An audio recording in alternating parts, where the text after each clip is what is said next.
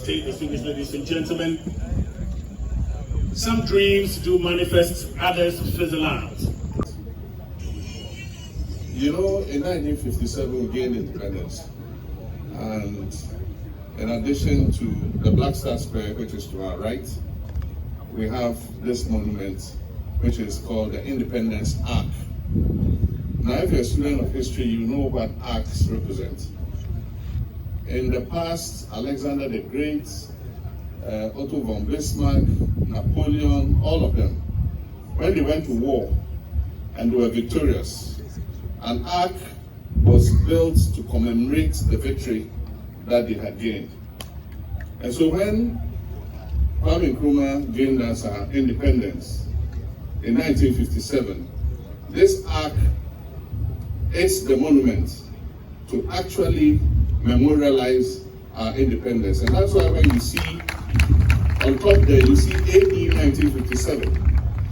For those who understand Latin, AD means Anno Domini, and AD represents after Christ. So we have two ages in all our history. We have before Christ, which is called BC, and then we have AD, which is after Christ. And so Anno Domini, the year of 1957, Ghana chalked a success, and this arch was built to commemorate that success. And when it was built, Kwame Nkrumah, together with his Pan-Africanist comrades, Marcus Garvey, W.E.B. Du Bois, and all of them, they envisaged the concept of the Black Star. Because in all our history, you look in the sky, you see a star shining. Because we are miles away, you can see it glitter. But when you go closer, it might not necessarily be white, it could be a different color. And so in all the commemoration of the stars in the sky, it was envisaged that Ghana, the first country to gain independence, was going to be the star of all of Black Africa, including the diaspora. And that is why Kwame Nkrumah talked about the Black Star, the African personality, and all that, to make us proud in our identity and who we were. In the last 8 years, attempts have been made to suppress the role Kwame Nkrumah played in gaining our independence. Indeed, people have said he's not the founder of our nation. Not he alone could have founded our nation. But however you try to suppress the name of Kwame Nkrumah, it has gone beyond our hands.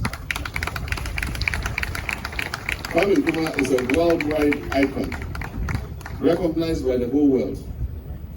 Recently, I hosted the chairman of the Confederation of African Football, CAF, our brother from South Africa, Mosepe. While we were sitting and talking, he said one of the things that he learned in school, and that has stayed with him since he left, he grew and became an adult, was what Kwame Nkrumah said after Ghana gained independence. And he paraphrased what Kwame Nkrumah said on our Independence Day. I mean, for a country that had become independent, and we all were enjoying and joyful that we were the first nation to become independent, his thinking went beyond Ghana. And he said that, and this is what Mosepe told me, the independence of Ghana is meaningless. It means all the joy we're having is meaningless unless it is linked to the total liberation of the African continent. So that was Kwame Nkrumah for you. But the performances that we have seen here today, I remember as a young student growing up in Legon, we had our little drama studio. And our students in Legon, for their exams and their performances, had to choreograph a drama performance. And we, the students, used to go to the drama studio and pay to go and watch those performances. And they did very well. Beautiful African performances. All of us growing up, maybe of my age, my children here, Shahid and Farida might not I've lived in that age. I remember those epic performances. The king must dance naked, and how we used to flock to go and watch it. In the chest of a woman, or was it in the bosom of a woman? Those of you who are my age, remind me if I make a mistake. In the chest of a woman. There was one called Jogolo. There was even Jakarta or something. I mean, and that was the golden age of dramatic performances in Ghana. And I remember we used to flock to go and watch those performances. There were even the ones that were the movie. And several, icons in the movie industry, some of whom are alive, some of whom are dead. And we lived through all that era, Gollywood, Comerwood. I remember I asked that they don't show foreign films on the presidential jet anymore, and that we should watch Ghanaian movies. And no, this was when I was president before, and I'm going to give the edict again. The plane is going for service, and when it comes out, I'll ask them to change all the repertoire and put Ghanaian movies. And I watched a very interesting one between Lil Wayne and I've got his name, our Afcast. When some armed robbers attacked him in conspiracy with his wife, and then Lil Wayne and his wife found him lying down. And the wife said, "Oh, armed robbers," and Lil Wayne said, "Debbie, Obroni, if you play when they talk for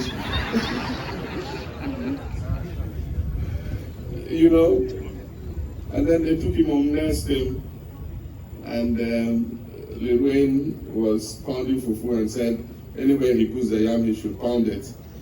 And then he kept putting the yam, the guy was pounding, and then he wanted to taste one of the yams, he put it in his mouth, and the guy knocked his mouth with the pounding stick. I mean, these are interesting, they're creative. And I mean, we have the talent. We all knew about Niyate, may God bless his soul, committed to dance choreography. We used to go to the National Theatre to watch the Ghana Dance Ensemble, Ghana Dance Company, Noyam, all of them. I'm happy that in all this economic crisis and all that, they still are alive and that the talent is still there.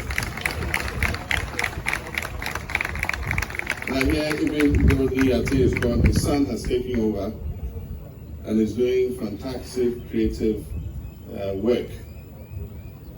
And it just lets us know that the talent is there and we must continue to nurture it.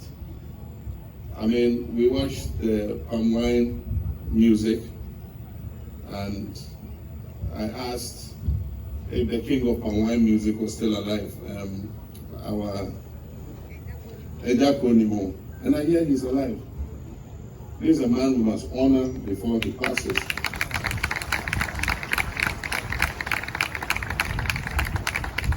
Because that was a genre of music that has become a part of our musical archive and our folklore. And for people like this, we shouldn't wait till they die and go and cry at their funerals. And so wherever Ejakonimo is, Gifa, you and your team organize some ceremony. Let's honor him. I know he's been honored in the past. Let's honor him again before God calls him. In the last month or so, we have buried two icons. One, Nkrumah of Wolome fame. I got to meet her not too long ago, last year, yes. She came to my office out of the blue. And we had listened to Wolome music growing up. So when she came, I was quite excited. And we struck a very good friendship.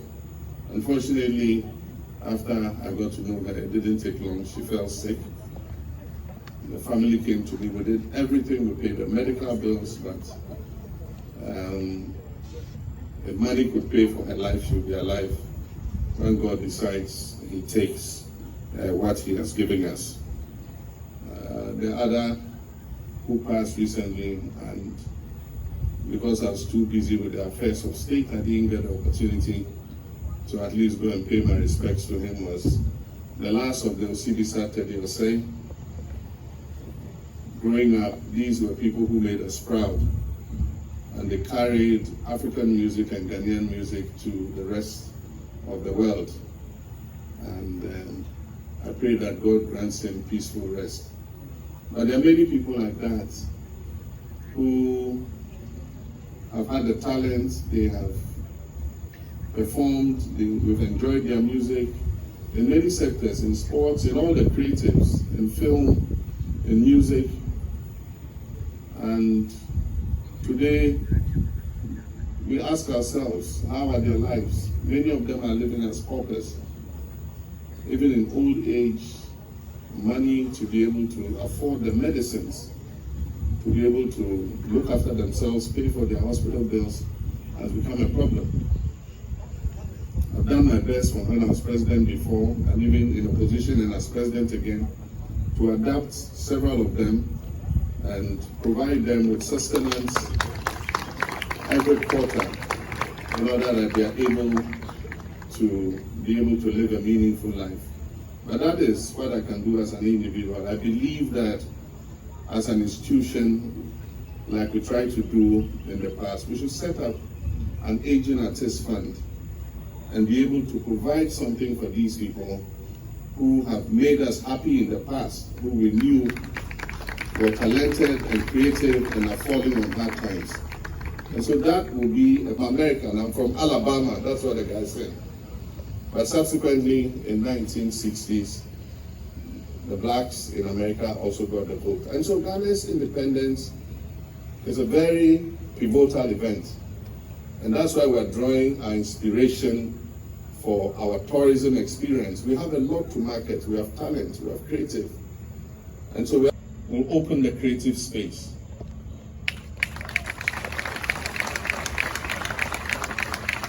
I'm going to open the door for you. And when I open that door, let nobody close it again.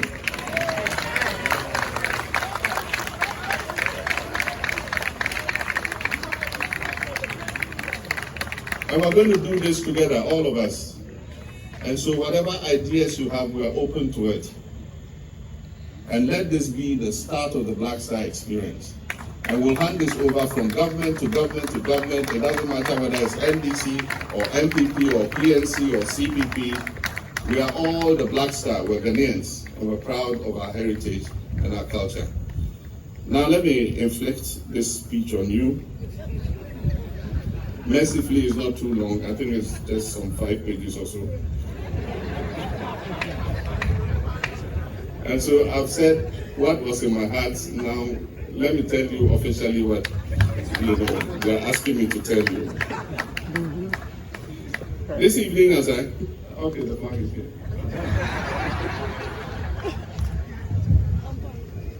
It says, this evening as I hold the flag of the Black Star experience, a symbol of our renewal, national spirit and cultural identity, I am filled with immense pride and hope. So here's the flag. Okay, you can take the flag now. Today we're not merely launching a brand, we're reclaiming our narrative and projecting to the world a bold new vision of Ghana. A Ghana that stands tall, vibrant, proud, and unstoppable. We're launching a movement, the Black Star Experience. From the rich tapestry of music, dance, choreography, and immersive digital presentations you have witnessed tonight, it should be clear that this initiative transcends tourism. It is a declaration that Ghana is the cultural and creative heartbeat of Africa. We're determined to redefine how the world sees us, and more importantly, how we see ourselves. The Black Star Experience is about restoring our pride, celebrating our heritage, and unlocking the vast potential within our cultural, creative, and tourism sectors. Ghana must be recognized not only for its historic achievements, but also for its dynamic present and limitless future. A powerful legacy has shaped our nation from the enduring kingdoms of Kwame, Dagong, and Ashanti to the fearless Pan-Africanist leadership of Osajifo Dr. Kwame Nkrumah, whose vision of African unity still inspires generations. And yet for too long, we have underinvested in what makes Ghana truly exceptional. That is our culture, our creativity, our warmth, and the way of life. And that must change. And I say that from today, that will change. The Black Star Experience is our solemn pledge, one, to rebrand Ghana, and in that we'll showcase to the world the brilliance of our festivals, the rhythm of our music, the beauty of our fashion, the power of our films, the richness of our cuisine, the wisdom in our storytelling, and the unmatched warmth of our people. Two, we'll create jobs. We'll empower millions of young Ghanaians, particularly women, by unlocking opportunities in the creative and tourism industries, nurturing entrepreneurship and innovation, and creating sustainable livelihoods. And three, we'll attract investment. We'll draw in global investment and forge new pathways for inclusive growth and prosperity by positioning Ghana as Africa's premier destination for cultural tourism and creative collaboration. Let it be known that the Black Star Experience is not a one-off event. It is a 365-day celebration of Ghanaian ingenuity and excellence. And so here, we're not going to have one day where we say, today is the Black Star Experience. It's a year long. There will be different components, and I'm going to come to that. And so the creative energy of our people will radiate daily from every region and every community. Imagine the majestic rhythms of the Hobechocho Festival in Anglo, the electrifying art of the Chalewate Festival right here near the Black Star Square, the dazzling colors of Fetu Afashe in Cape Coast, broadcast to global audiences, the Odira festivals of Ekwapim and Ashanti, Abuachiri of the people of Efutu, Omowo of the people of Ghana, and the Bogum festivals of the Dagong people. Kente weavers, imagine Kente weavers in Bongre are celebrated as national treasures. Kumawood and Gallywood filmmakers, dazzling international screens, global musical icons recording albums in studios across Accra to Takrade. Hollywood producers choose our castles and landscapes for their blockbuster movies, partnering with the private sector to build amusement centers, water parks, and cableways, domestic tourism that takes our people to different regions every month. Imagine tourists not simply visiting Ghana, but immersing themselves in our heritage, experiencing our stories, and returning home as cultural ambassadors of Ghana. That is what we call the Black Star Experience. During the campaign of last year, 2024, I promised to launch this initiative as part of the 120-day compact of my administration with Ghanaians. Today, I stand here to deliver on that promise. But ladies and gentlemen, we're just getting started. Through our Big Push policy for infrastructure, we'll commit significant investments into the tourism space. We'll commit investments into the creative economy. We'll upgrade our tourist sites to world-class standard. We'll provide critical support to creative industry practitioners and promote Ghana on digital and physical platforms. So to our musicians, our designers, our chefs, our filmmakers, our writers, and our performers, I say this is your time.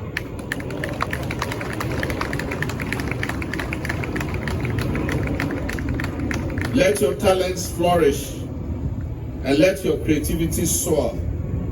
Ghana believes in you, and the world is waiting for you. To investors, I say Ghana is open for business. Partner with us to shape a cultural economy that benefits our people and enriches the world.